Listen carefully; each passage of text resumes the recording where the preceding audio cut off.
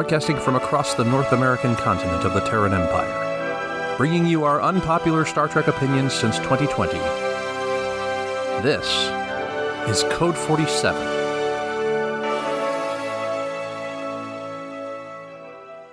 And we are back. Secret Friends Unite Podcast Network presents Code 47. This is episode 45. This is Charlie Carden, Trek Lord of West Michigan, captain of the USS Grand Petoskey, a chapter of the International Star Trek Fan Club, coming at you with my co-host, Lieutenant Commander Erin. That would be Rich and Aaron. Rich is having a little bit of difficulty, as you can see if you're watching us on video. I just saw Aaron's username. Oh, good Lord. Yeah, I couldn't even change mine. I don't know. Maybe it's because I'm too serious, because I'm running the shit. I don't know. But at any rate, this listen, it's okay, Pappy.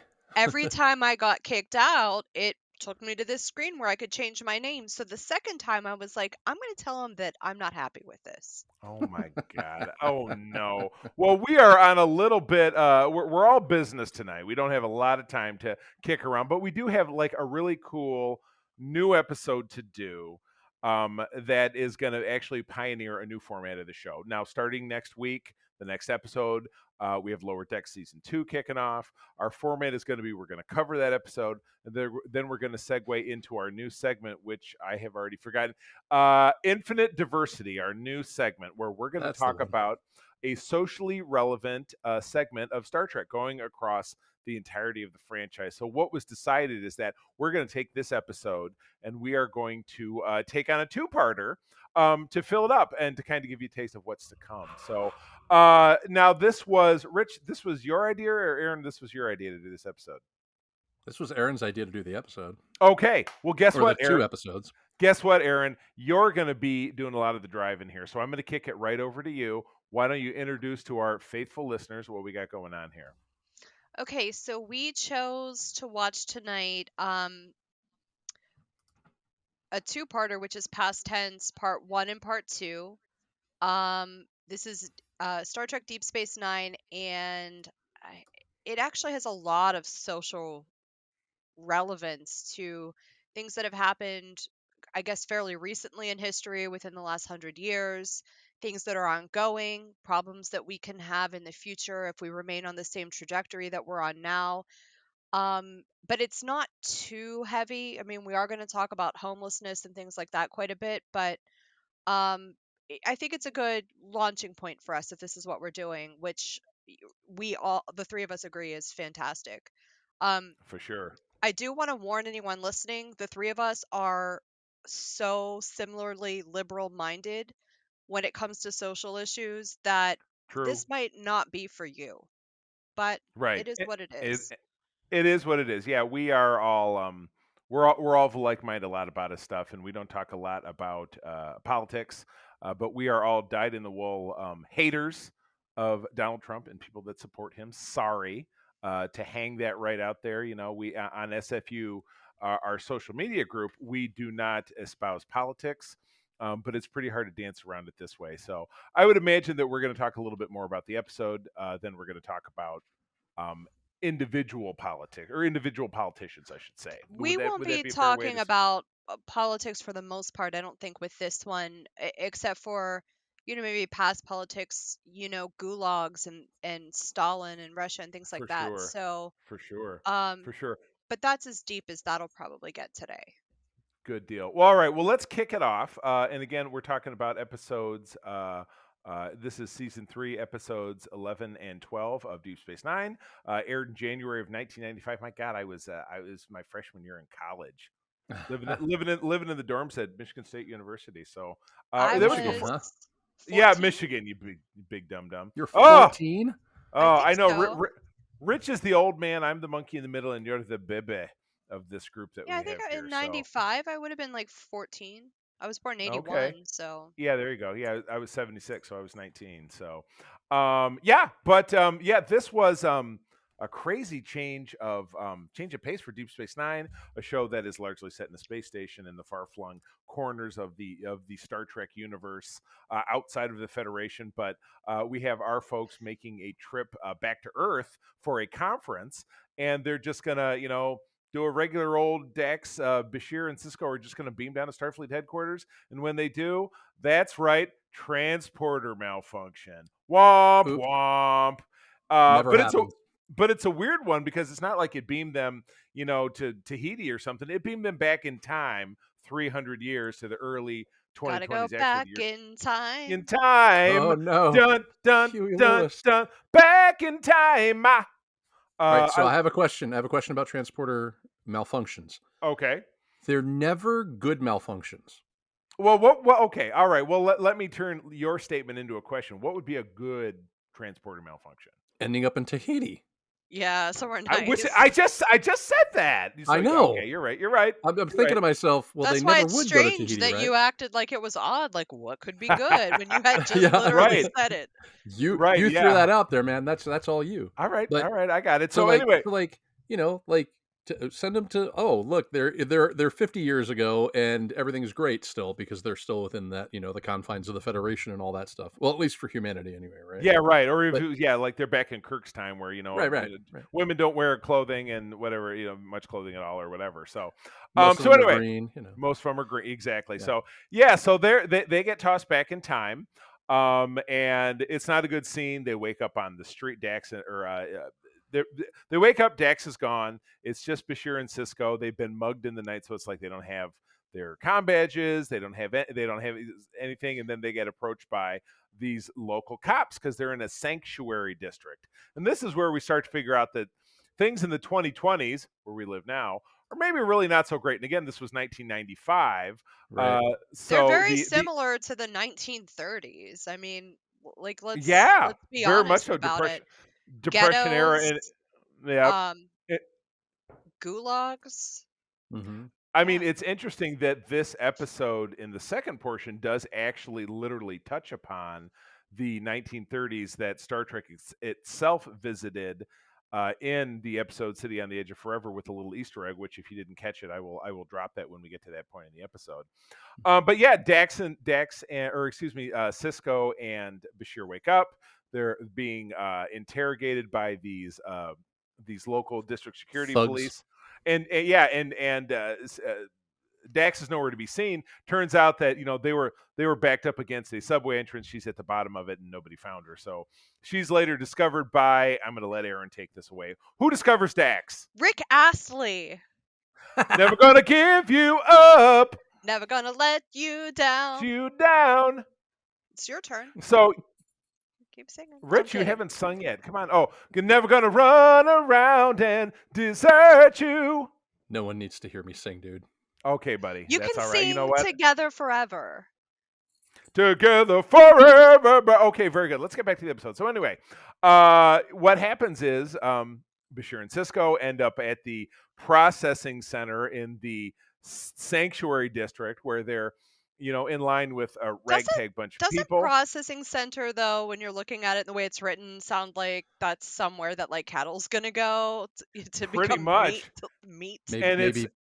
Maybe kids at a border between Texas and Mexico or something. Yeah. Yeah. I guess. Yeah, I wonder.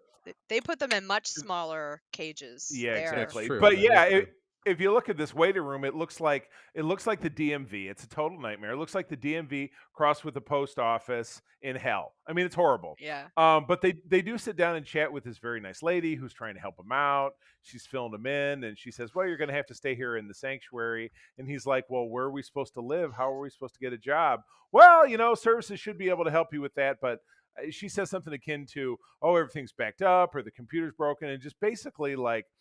We process you, get the hell out of here, go live on the street, because that is the entire societal format of this sanctuary district with Sisko, which is funny. I remarked to you guys when we were talking about this. Sisko identifies himself as he and Bashir in the next scene after, kind of walking down the street talking about where they're at, and Sisko is educating Bashir, who of course knows nothing about 21st century Earth.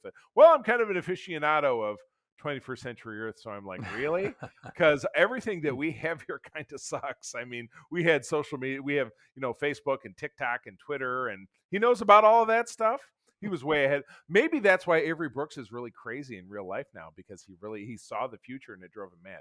It's entirely possible. He went through the wormhole. Yeah, yeah, in more ways than one. So, Did you notice but that? Did you notice that Mr. Futterman was in this episode? He was one of the absolutely, yeah. thugs Actor from Dick Gremlins. Actor Dick Miller, who passed Yeah, away just a couple of years ago. Yeah, great guy who's been in friggin' everything. yeah, he's been in a Um, lot of stuff.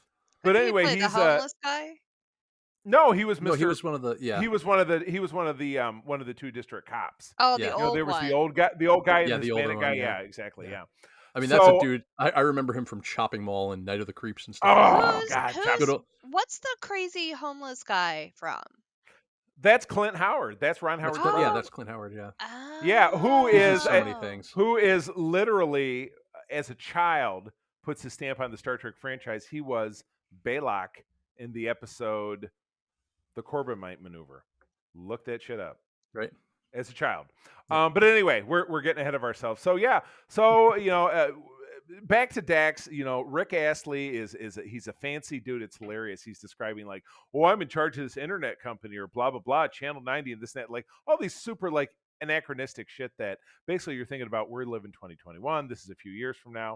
A bunch of stuff that doesn't mean anything. He's like, oh, it's very futuristic and blah blah blah, and I'm fancy and so he gets Dax like a nice hotel room. He gets her some fancy clothes, invites her to a fancy party where he's standing around with his friends. And they're talking about how Europe is falling apart and stuff, and it's a good thing that's not happening here. And Wow, Dax is that's like, very World War II, isn't it? yeah, exactly. Mhm. It could never happen here. And Dax says, well, I got mugged and separated by my friends, so what the fuck are you talking about? When my It seems like it absolutely is happening. when my ex-husband and I bought a house, in the attic there was like this giant, and when I mean giant, it was probably like 12 feet long, like homemade trunk. And when I opened it, there were all these weird things inside, like a bedpan that's in its original box and never used. That's probably like 50 years old. But then there were all these newspapers from World War II. And I Wow. was looking at them, and it was the whole attitude of all of it was Europe's war and how like the US isn't going to get involved. It's Yep, kind not of going to like come that. here. We're I good. was Yeah, I was you're right. surprised by like the lack of compassion, but that's very similar to this. It's not Right, and happening here. exactly. And an attitude of the rich. It's Mhm. we went on vacation and it sucked because we had to cut our vacation short because of this thing and that thing. It's just like Like rich. COVID, maybe. Yeah, exactly. Like, yeah, rich pricks, exactly. So yeah, so we find Cisco and Bashir on the street. They're kind of they're trying to get warm clothes, and so they end up trading out for some kind of skeevy local clothes. I love it how everybody looks like you said the 1920s. Everybody kind of dresses like the 1920s, big overalls and the dropey shirts. You know what I mean? I So said 1930s. 1930, whatever. You know what I mean? Same difference. Everybody Well, looks like the it looks like the looks like the cast of parallels Annie. between this and like gulags would have happened in that Mhm. time period of the 30s. Right. No, exactly correct. So yeah, so what happens is that then they bump into the eventual kind of head thug, this dude named BC, who starts shaking them down. And BC is the kind of cat that he's walking up and down the food line. Basically he's the school bully harassing you for your milk money. Mhm. So he does it once. He does that to Bashir and tries to shake him down and starts beating him up. And then this random guy jumps in. Now I'll back it up because I kind of missed a key piece of it. When Sisko and Bashir were sitting in the DMV, Sisko catches note of a clock on the wall, which again, as I told you guys, famously has the temperature in Celsius. Which, guys, we got 3 years, and here in the USA, we're going to finally adapt to the metric system. So And it's we're gonna backslide. And we're gonna yeah, backslide. No social media, no phones. It'll be right, great. exactly. Yeah, we're going to have We'll all the be in gulags. Yeah, exactly. It's going to be crazy. Can't wait. But he mentioned that they were at that the first week of September, which was a few days later than where they currently were. A dude named Gabriel Bell helped stave off a revolt in this sanctuary district, which basically turned around the entire world and destroyed this system of sanctuary districts and change. And he said, and it forced the United States to address social problems that it had for 100 years, which would again put it right back in the 1920s. So exactly what we were talking about. So anyway, flash forward, the guy who runs to Bashir's defense and then gets stabbed and dies. Gets stabbed by BC is, you guessed it, it's Gabriel Bell. So now the guy that is supposed to turn everything around is dead. But fortunately, he's a brown-skinned man just like Sisko. So guess what happens? Let me guess. Sisko pretends to be Belle. Right, exactly. So once BC and his party eventually, and meanwhile, in between, Bashir and Sisko have connected with this guy Webb, actor Bill Smitrovich, who you've seen in absolutely everything, who's just another down on his luck kind of guy. He's got a teenage son that got beat up in a fight, and Bashir, kind of nursed him back to health, using medical stuff. So they end up hooking up with Webb, and then they end up finding out that BC decided to storm the DMV, and he's going to take things over.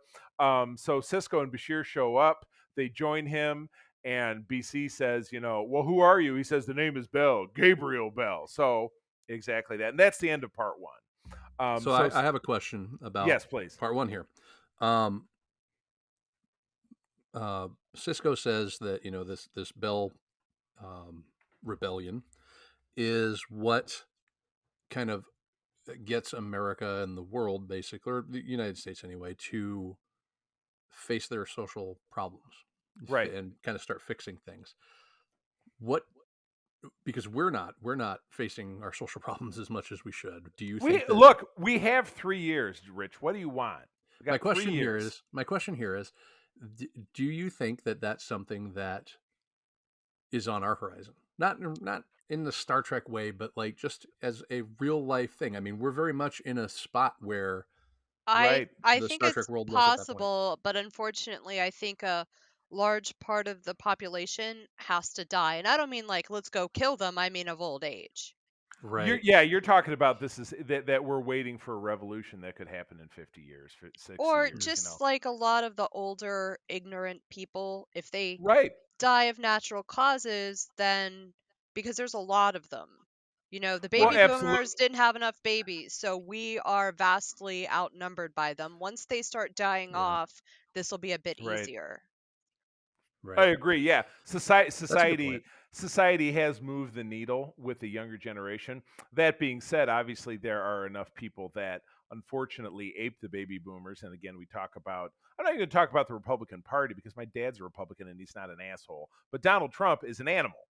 And look at all the people who support Well, him. he's also not actually a Republican either, so Yeah, exactly my point. But that was the banner he logged onto, and people that claim to follow him seem to ape that. But anyway, moving away from the political part of it. Yeah, I have to deal with that all day, every day. So let's just get out of that. Yeah, absolutely correct. So you're right. Is there a watershed event that could turn things around in a Star Trek way? I tend to agree with Erin. I think you it's mean gonna be like more all the riots that we just had this year, and like yeah, it being in exactly. everyone's face, like how black people were Like being hunted and killed by police officers?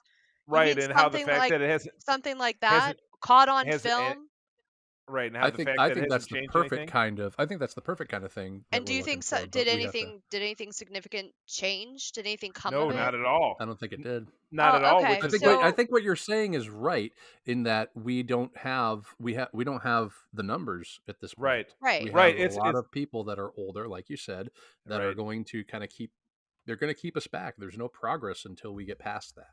Right. So- And it's going to be a matter of attrition. People do have to die to let go of those old ways because there have to be people It's that just don't gonna hold on to take them. it's just gonna take longer, and I mean it's purely because of the decline of population that it isn't. So, Right. we're gonna Exactly be correct. 20, 30 years behind where we have to be, but it'll probably start to happen while we're still alive. Well, I Right. hope so. Exactly right. All right, moving on because again, I'm the timekeeper tonight because we do have a constraint. Shut up, Moving- Charlie. Should have Hey, wasted you so know, much I'm just time in the beginning. trying to do my job and be the ringleader of this 3-ring circus, literally. How did So moving in episode. I just want to bring up this, and we can talk about it later. The parallels of the homeless camps, and also the parallels of I said the gulags, like rounding people up because they don't have ID and sending them somewhere Mhm. for their protection.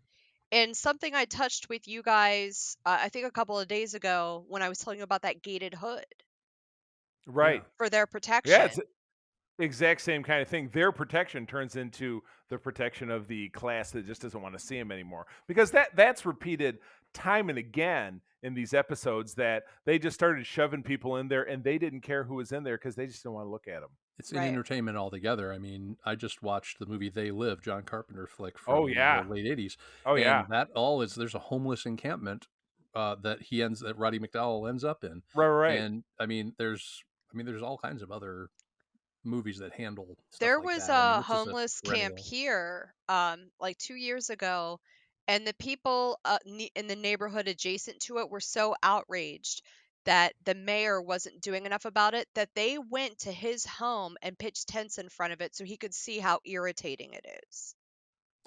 And did it make any difference? No, That's what they're worried about. That's what they're worried Exactly. about. Not that Right. people have no place to live, it's but that it an was irritating to eyesore. them. And no. that it's in your face, exactly. Right. So Right. That's how it was in Seattle. Actually, I visited my sister-in-law in Seattle, and they had a bunch of homeless camps, and everybody was complaining about they don't want them there. They want them to move them out of there, but they won't move them out. Yeah, right. leave it And alone. What do you care what Right. it looks like? Go on vacation, look at something nice. Charlie, I'll Yes. I will shut up.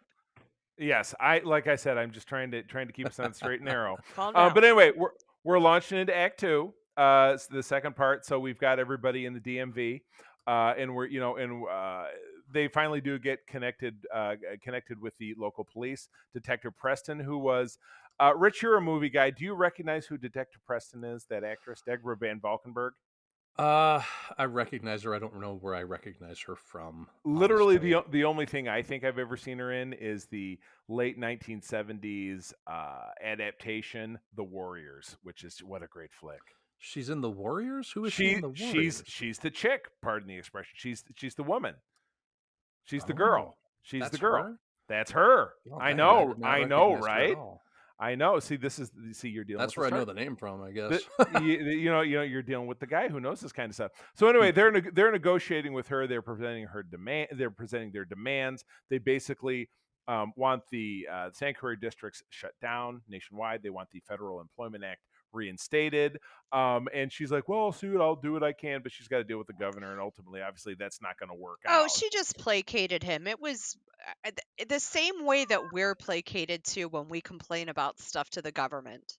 Mm-hmm. She didn't seem to be that disingenuous. I mean, I don't No, know, but yeah, ultimately, I feel like she channeled like a real politician, saying like, yeah, I'll see what we can do, knowing the whole time that there is nothing that can be done. She's placating you so that you'll just like let it go for the here and now. Right. So there was a little levity provided in the episode. Kira and O'Brien are using the same chronoton particles that were lodged in the hull of the Defiant that caused the time travel accident in the first place to go back and visit different time periods that they think their friends might be in. They end up first in the 1930s, and again, I told you there was an Easter egg. When they beam down and they're outside a speakeasy and burp, burp, burp, burp, burp, and they're hearing the music, there's a poster on the wall that is a replica of a poster seen on the wall when Kirk and Spock jump into the 1930s in the city on the edge of forever. So that was a fun. cool little Easter egg. That was a cool little Easter egg. You got to remember, a lot of these DS9 episodes were written by Ronald D. Moore, who went on to remake Battlestar Galactica. He was a massive TOS fan, grew up with it like many of us did. And he was also, vastly responsible for the Trials and Tribulations, which was the 30th anniversary DS9 homage to the Trouble with Tribbles. So, I don't think I like that episode as much as everyone else on the planet. I do. That is a conversation for another time, my friend. I'll do what I want. But anyway. Yeah, I understand. Thank you for channeling Cartman. I appreciate it. So that was the 1930s. Then they end up in the 60s, where they have two hippies come out and they're they flash the peace signs as if you couldn't tell they were hippies anyway. They're like, yeah, and then they beam away, and the stone hippie goes, "Wow." I don't understand why he did. Yeah, so I was gonna say he said far out. It's like far out, man. He should have sounded more stoned, man. He didn't sound all that stoned. So, anyways, things are winding down. We flash back to Dax with, of course, Rick Astley. He finally agrees. And this is where I'm wondering. He finally agrees to help. Do you think the two of them maybe, maybe that's why he was so willing to help? I don't know. Maybe he's just a nice person. I'd like to think he's just a nice person and that they didn't have to. Probably not, because he's a man, but You never know. You know what? I'm not going to disagree with you. I think there might have been some nookie involved, but regardless, he does finally give up his exclusive internet channel so that all the people in that are in the DMV can tell their sad stories, and their sad stories are going to be ultimately what is going to win the day. But naturally, once we get to the end of the act. And we're getting into the final act of the episode. Kira and O'Brien do finally land in the correct time period. They're able to contact Dax via her comm badge. In the time in between, Bashir snuck out and found Dax, and they were able to get the comm badge back from Ron Howard, which was the guy who stole it in the first place. So there was your Ron Howard cameo that we already touched on. That was Kira's badge, right? It was. No, it was Dax's badge. Dax got. I'm sorry, Dax. I'm sorry, yeah, Dax. Exactly. So yeah, they added a somewhat superfluous scene where she. Had I to like be how right he back, was just so. like, "You're one of the good ones." Yeah, there you go. I believe you. Let me put on my tinfoil hat. So She anyway, talked conspiracy to him, and he was okay with it. I have a question about this though, because when they return to regular time and the timeline is fixed, right? They've left behind Sisko's and Bashir's communicators. comm badges. Yeah. So, in that way, that the Terminator arm gets left behind, so that's how they create Cyberdyne, and that's how Skynet gets going. Could be. Do you think this effed anything up? I don't know, because again, it was something that was pilfered by thugs and probably ended up in the melee. Maybe it was just lost. Yeah, or they melted you never that. know. They melted that shit down. Yeah, so that they could smoke the gold. Because remember, the comm badges are made of gold. I don't think They're that's smoking why. I think it's so they could have some precious metals to buy their Right. way out. Yeah, exactly. So Maybe get yeah, fake IDs. yeah. So it's not like in the piece of the action episode of TOS where McCoy leaves his communicator behind, and then that's cultural contamination or whatever. So it's not quite. It could be, but I don't think it is. So at any rate, we need a follow up, man. You think so? A little bit of fan fiction? I want to see Rich's fan fiction on this deal. So anyway, understandably, the DMV gets stormed. There's a big shootout. BC gets killed. Webb gets killed. Sisko throws himself in front of a bullet to save Dick Miller, Mr. Futterman. And then everything ends, and they say, well, the messages got through. And ultimately, they were Sisko and Bashir were successful in reestablishing the timeline. So they were able to beam back home again, and history was restored. But for the fact that when Sisko's just kind of looking at stuff on his pad, when he looks up Gabriel Bell, it's his picture. Whoops! I hate it when that happens. There's actually an Easter egg for this early in season 4 when Nog is being flown to Earth by Quark and Rom, Nog's dad, and he's looking at. He walks over and says, "Dad," he says, "Father, why does this Gabriel Bell human look so much like Commander Sisko?" Yeah. Whoops. Obviously, there is a somewhat heavy-handed line at the end of it. Said, "Commander, do you really think this kind of thing could happen in real life?" And he said, "I don't know," and then ended it. So kind of a. So you're getting off track, Charlie. Well, bring it on back. Track, bring it on back. You're getting off track. Are you in a hurry? Do you have to be somewhere? You have to be somewhere. I'm helping you out. So we're good. And what so wait, we don't need to say. So that's the end of the episode. So guys, I mean, we've been pretty fluid the whole time, kind of talking through thoughts. What if you were to encapsulate this into legacy to the franchise? I love to use the expression. What do you think this episode really had to say, and what mark do you think it made? Apart from the fact that it's a total left turn from the kind of DS9 story that you would expect. I've already pointed out all of these parallels, and I'm wondering. I agree. I'm wondering if you two have any that I hadn't mentioned. I don't know, Richie. I mean, I feel like it's all kind of been highlighted out. I mean, this was very frightening looking at the things that have just happened since 2016 when the Orange One took office, and all of a sudden we had to build a wall for Mexico, and we had to grab migrant kids and stick them in cages and separate them, and then we had to cancel the Dreamer program, and we had to do all things that would marginalize people of a separate class and color. I don't understand the whole wall around Mexico thing. Mexico is a lovely, lovely place. The people who live there are lovely. I don't Yeah. understand why there needs to be a wall. Also, I want to point out, I don't really know personally any Native Americans. I'm pretty Nope. sure that we are all descendants of immigrants. Not all. There are some Native American people, and where they live, their living conditions are atrocious. They are. A Mm-hmm. lot of them don't have electricity. It's quite terrible, but why can't this be a land of opportunity anymore? I don't understand why people get to make that distinction when that's what this country is founded on and supposed to have been based on. Exactly. I couldn't agree with you more. But Sorry, I again, just went off about that stupid no, that's wall. okay. No, We but know, and we very precipitously balanced on that, letting the dumbest among us, the most ignorant among us, rule the roost for that time period, for that 4 year time period, and we are trying to fight our way out of it now. But it It's is not just that obviously 4-year time period. It well, I was know, but tell years me a time. before that too, when George Bush was the president. Or But tell me a time in history where we were putting kids in cages, and when people stormed, and people got organized enough to try to overthrow the government or overthrow a government building to stop a lawful election. I mean, there's no parallel in history going back over 200 years. It was 200 years in between the time I'm that not shocked easily by anything, but when I saw what was happening at the Capitol and I April, yeah, saw April and I the watched it. lack of Yeah, watched it. Yeah, presence in stopping it, there was no National yeah, Guard there was no military there stopping it. I was shocked. I didn't think I could be I know. shocked. No, we sat and watched it that whole day. But anyway, we said we would try to avoid talking about politics. But Oh, so Richie, I want to bring up a. yeah, what's up, Rich? I want to point out that what you're talking about with the Native Americans and the reservations is kind of like the gulags in this episode. It really is. I mean, gulags, I don't know if you guys know much about gulags. A little bit. a little Okay. bit, yeah.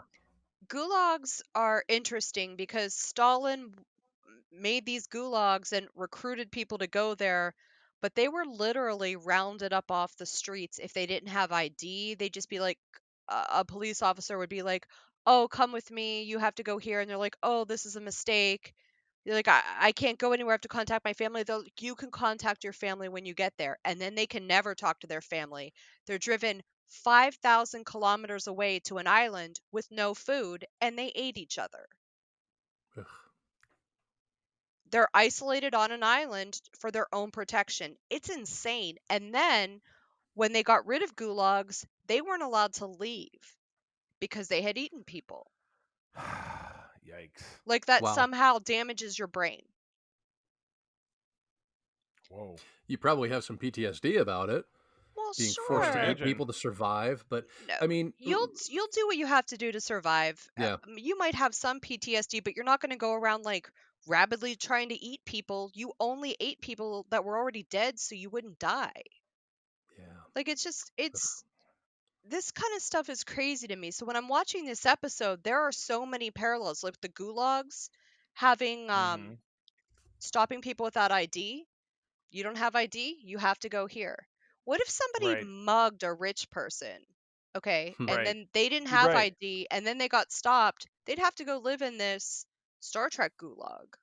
Right, exactly. Yeah, and that's what they're really serving it up to you as well. So yeah, they had this catch-all, one-size-fits-all solution that just shoved people out of the way. So okay, we've got this 20-block area of San Francisco that has got a wall up around it that we just don't have to deal with anything that happens in there.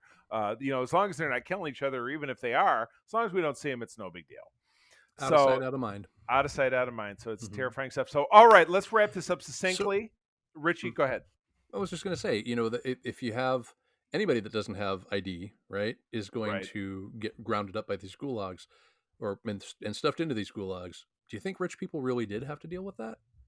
Because I mean, in my experience, rich people, they have resources, they have Okay, but once connections and you're that sort in of thing. there, how are you going to call your way out? I mean, they Yeah, couldn't even Right. get the computer systems working to get themselves out. I mean, it is possible that's that you would true. go in there and not be able to leave. Right. Hmm. True. True. True. True. Okay. So as I said, let's wrap this up. We're making Charlie uncomfortable. Well, like I said, we've just I'm You have trying to 20 help you out. minutes, Charlie. Calm down. It's not me, it's you. So, It's not and then me. we'll do the It's and me. we'll do It's we'll do not me. it's not me, it's you. So, Right. quick rating evaluation 1 to 10. Richie. Okay, so I would say for this one, and what I'm going to do is I'm actually going to kind of compare it to the other socially conscious episodes of Star Trek. Like I just watched Measure of a Man because we're going to be doing a thing with that. I this watched weekend. that today. I watched that today too. That's funny. God, what a fantastic episode. I But know. anyway, that's not what we're talking Melinda about here today. Right? Snodgrass. Right. She's amazing. Your Anyway. friend. We're Somebody not that friends. You know. We're not Sure. friends. Just because we've I don't buy it. spoken a few times doesn't mean we're friends. Okay, close, compare close. it, please. Anyway, my I guess I would say probably give this. I would give this an 8 out of 10 DS9s because I personally like Measure of when a there's a Man story behind is it. a 10 out of 10 for you? Measure of a Man is probably a 10 out of 10 for me. Solid, exactly. Well, they also had one of the greatest writers ever. I Right. mean, Yeah. no, I mean, she's All right, a I New got York you. Times best-selling author. I'm Yeah. not like stroking her ego No. because I like her. No. She literally is just a phenomenal writer. Yes, and I agree with you. I'm just saying that, like, I think I laughed because I'm like, on Star Trek. Like, If how she awesome is could that? have written this, it might have been out of this world. A solid 10. Yeah, this might have been a 10 out of 10 too. All right, Erin, and how about you? What's your evaluation? I'm going to agree 100% with Rich and give it an 8 out of 10. I am in the same spot. So look at that, guys. We had 2 weeks in a row where we all loved something. We have consensus. I know that it's not going to continue next week because we are starting Lower Decks and it's animated, and Erin is just going to. I know you're going to crap all over it, which is your right. That's okay. But you know what? I live in hope. Eventually, I might like one episode, but I don't like all the cartoony voices and stuff. Hey, let's read these news stories. Yes, let's do that. All right. Erin, why don't you take the first one? What's the first one? Viacom extends Alex Kurtzman's contract, mapping out the Star Trek universe on Paramount Plus. I'll do the other one. I didn't read this one. Rich, you do it. I didn't read this one either. Oh, you guys are killing me. You guys are it was just announced that Alex Kurtzman, who has been kind of flying things for Star Trek for about the last 10, 15 years, has extended his 5 I did read year this. contract. Well, you're a little late for that. To run the Star Trek universe through 2026. So he is the new and hopefully vastly improved. I mean, I bumped into a Facebook group not that long ago is, we hate Rick Berman. He's the new Rick Berman, but maybe he's not such a dickhead. I don't know. But let's hope so. Rick Berman has been accused of a lot of bad stuff. Yeah. Hold up, like what? Well, you can just go look it up on your own. You're gonna make me Google it. You can go look at a whole Twitter feed about some lady just like roasting him. That's kind of awesome. I'm Google it right now. Type in why Rick Berman is a bad person. Just Google that, and her Twitter will come up, and you'll be like, "Damn, okay." I know, but anyway, Kurtzman has been signed his deal with CBS in 2018. Discovery just been around for a year. Since then, we have gotten Picard, we've gotten Lower Decks, which Erin doesn't really care for, which is going into a second season. Discovery has grown. We have another couple of shows on the mark, like Strange New Worlds. We got Prodigy that's going to be dropping. So, quite frankly, Kurtzman has done more for Star Trek than probably Berman could ever dream of, and there is kind of more to come. There's the return of marketing with Playmates Toys. I mean, he is doing a lot of incredible stuff, and he even mentioned something about a comedy starring Worf. What? A comedy starring Worf? Just keep scrolling. I'm perhaps that was a little bit of a giggle, but anyway, I've been happy with Kurtzman's work. The guy. Michael Dorn has always said that he wanted his own Worf show, so I'm all for it. I mean, I love Klingons. The Worf. We should do there should be a Worf variety show. There's a Worf in the house? Oh my goodness! So this is cool. Here's the thing about Kurtzman, though. Kurtzman is also responsible as the writer for 2009 Star Trek and 2013's Into Darkness. He co-wrote it. I know. Okay. He's also responsible for the freaking Transformers movie. Okay, Okay, but 2 of them. he's also a huge Star Trek fan. Yeah. Well, You why know, did he not let like them do that to J.J. Star Trek in Abrams, who's 2009? like, maybe he's I just don't like this. he's just pivoted in the right direction. So let's hope for more of that because again, he has given us. I would like to say he's given us more good than bad. I'm willing to give him the benefit of the doubt because of that, because he has given us more good than bad. Exactly correct. All right, last news story, and then we got a boogie. So Star Trek Las Vegas, the 55-year mission. This is a con put on by Creation that has been going on for a number of years. It's unofficial. The official con is the one that I know at least Richie and I will be going to in Chicago next April. You hope. I'm hope trying, to. man. I'm trying. All right, and Aaron, I'll hopefully be- you as well. I'll be your date, Rich. Okay. Aw, Okay. very nice. And then we're also hoping to see Madison, who's another member of our senior staff who lives in Cool. Kansas, to join us up there. So, and hopefully anybody else who's listening to my voice, we're not working the event, but we're going to be enjoying the event. So, but yeah, I'll be 55-year working. mission has been going. Oh, I'll bet you will. Working those mean streets of Chicago. But at any rate, yeah, Gotta Creation is known for bringing well over 100 Star Trek celebrities to Vegas for this event. However, with a big surge in COVID in Las Vegas, they're going to be requiring proof of vaccination or on-site COVID tests. This is wild, but thank This is God. fantastic. I news. wish they would But do it's really both. great news. I wish Yeah. they do both. They'd be like, you have to have proof of vaccination, and you have to have ID, and you have to And take you have this to take COVID a COVID test. test because if those of us who are vaccinated can still transmit it. Right. We Very can true. still And transmit it. other people like to lie about it, so Yep. No, are you serious? Or get fake vaccination cards. right. Stab them in the brain. That's what I say. Stab them in the brain. Stab them in the brain. So this is super cool. I loved it. This is a very Star Trek thing to be happening in my Yeah. opinion. Mm-hmm. You know, using science, pushing science, making science mandatory. And you know, as all three of us has bumped into, you would love to think that all Star Trek people are kind of like-minded. They like science. They're very progressive. I think we've all really found out through names that we're not going to name that that's not necessarily always the case. So thank God for this. Hopefully this will save lives. I'm very excited about this. So Yeah. Hopefully Good they do it in stuff. Chicago too, to be honest with you. yeah, to be perfectly honest with you, it's entirely possible. So Oh. with that, and We'll see. I'm With that- ready. I think like New York is already requiring a vaccination proof to get into restaurants and stuff, and you're asking, they're gosh. making people mask up. Look, that's a trend. They're setting it. It's going to start creeping this way. I can't. I wait. was going to Do say it. that's what New York does. New Well, York sets guys, the trend. with respect to the time constraints that we have, that is the end of the show. Calm So, down, Charlie. We're gonna drag this I'm- out as long as we want. I don't think so, but because of your sassy mouth, why don't you read the outro? Okay, but I'm gonna change it. Okay, very good. Ooh. For more information about Starfleet International and beyond, please visit Graham Petoskey and Nomad on Facebook. Oh, so brutal. What Friends, the thank- mittens is going on? I cut out the mitten because no one cares. Oh my goodness. Well, friends, thank you as always for joining us. We are, of course, part of the Secret Friends Unite podcasting network. You're listening to Code 47. We also have got a great show called Co-op Mode about video games, a show about Star Wars called the Holocron Chronicles, and every Friday since 2014, your original guide to the geek side, the Secret Friends Unite podcast coming at you. You can find all of our episodes and great original content on our website over at secretfriendsunite.com. Find us over on Twitter at SecretFriendsU. We had to remind Erin today what the address was, but now she's going to be tagging it in everything she does. Very good. I love that shirt, Charlie.